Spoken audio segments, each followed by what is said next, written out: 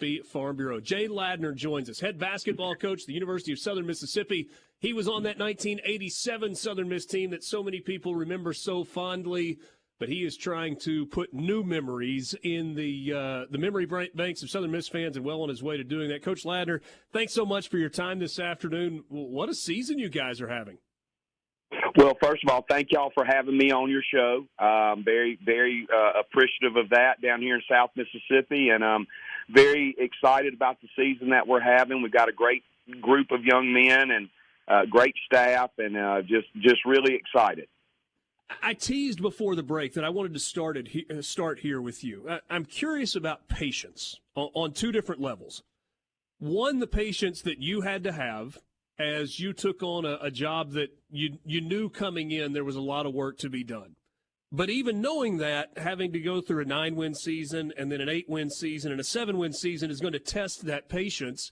So the patience that was required of you, but also of your bosses to kind of stick with it and stick with the plan and kind of the reward that you're seeing this year. No question. First of all, I'm very grateful for the opportunity to be the head men's basketball coach at Southern Miss. And, of course, I grew up and I have the rare blessing of growing up in Hattiesburg. I saw, of course, at my age, I'm getting old now and dating myself, but, I was when Coach Turk took over, I played for legendary Coach M.K. Turk and miss him to this day. Of course, he's no longer with us. And but I saw that program, Southern Miss went to Division I in 1971. Of course, I saw the program grow and grow and grow, and especially when Coach Turk took over, and then the late 70s, early 80s, they were asked to join the Metro Conference. And I don't know how young you guys are, but the Metro Conference was one of the top basketball conferences in the country. You had Louisville, Memphis. Of course, it was Memphis State back then, South Carolina, Florida State, Virginia Tech, Cincinnati. It was an incredible league, and of course, I saw our program grow and grow and grow, and then I was fortunate to be on. So I wasn't a very good college player, but I was on some really good teams. I got to watch some really good guys play, and saw what it meant to our community, what it meant to South Mississippi, and really, of course, in 1987, what it meant to the entire state when we won the NIT, and so. Of course, I have a non-traditional route into Division I coaching, very, very unlike most people. I started out as a high school coach and coached down on the coast for many years at St. Stanislaus High School, and then had the opportunity to go to Jones Junior College, and I just never really had the desire, but so many people are, hey, I want to be a Division I coach, I just love coaching basketball and working with young people. But I got an opportunity to go to Jones Junior College, which is an incredible place, and we were fortunate my second year there to win the national championship in junior college. Then I had another door open for me, and that's why I say I've been very blessed. The Lord's blessed me. Had an opportunity to go to southeastern Louisiana in Hammond. Kind of took over a rebuilding project there, and within a few years we were able to get that going, and which opened the door for me to come home to Southern Miss. So, not only did I grow up here in Hattiesburg and play at Southern Miss, I had the opportunity to coach at Southern Miss. And our vision from day one has been to try to return Southern Miss men's basketball to a position of national respect, and it's been there certainly at different times over the course of the history of basketball at USM. And so, and you mentioned patience. Of course, we knew it was a rebuilding situation, and I think my bosses did too. But after you've been there 3 years, and it looks like there's not a lot of hope, and I probably would have been the first person if I was on the outside going, hey, we may need to go in a different direction. So I'm so thankful for our president. I'm so thankful for Jeremy McClain, but we've done it the way we've always done it at our other places, and that's doing it with the right kind of people. And we were just very fortunate to have.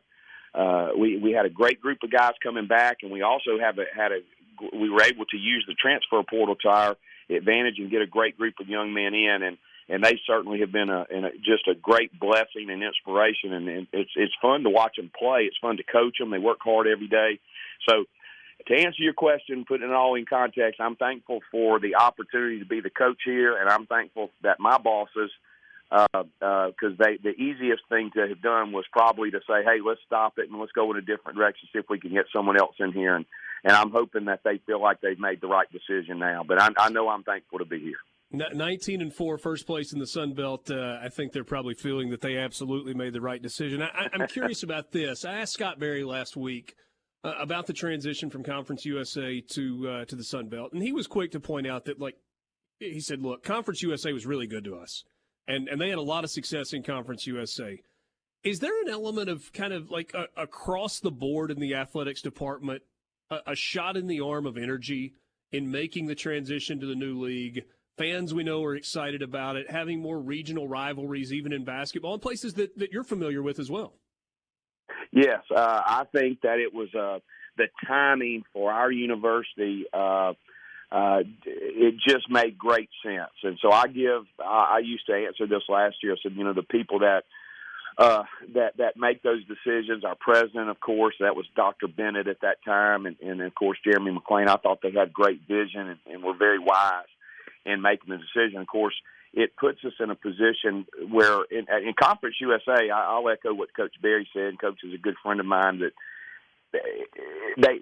there was nothing. In fact, men's basketball was really good. It was a lot better than people realize nationally. And Sun Belt basketball is just as expected, and it's certainly on par. But the teams that we play resonate more with the fan base here. Our fan bases used to play in Louisiana Lafayette. This goes back to many years. Used to play in South Alabama. Used to play in Louisiana Monroe, and so it just makes a lot of sense for us. They can now there was not one location other than maybe UAB in Conference USA where our fan base could follow us to a game.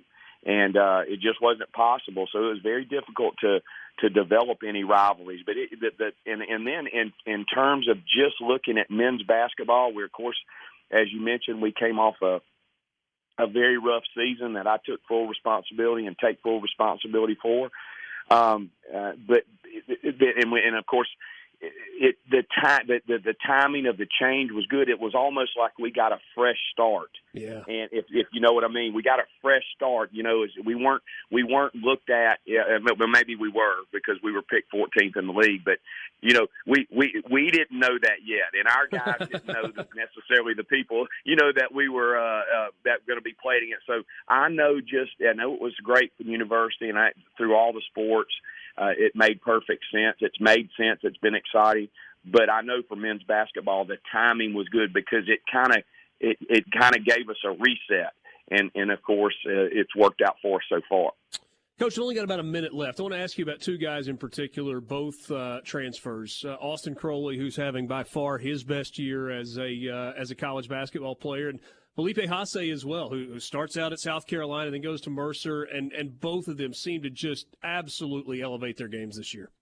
But first and foremost, both of those guys are incredible young men and great fits and ambassadors for our university. And I know you just got, and I'm going to try to make this as concise as possible. When your best players, and we've got some others too, but when your best players are also your hardest workers and your best leaders, your team has a chance because the other players will usually fall in line behind that and follow their example. And both of those guys are great leaders. They're great in the locker room. They're our hardest workers on the floor, inside of practice and outside of practice in terms of setting the example of commitment and dedication, and they're outstanding players.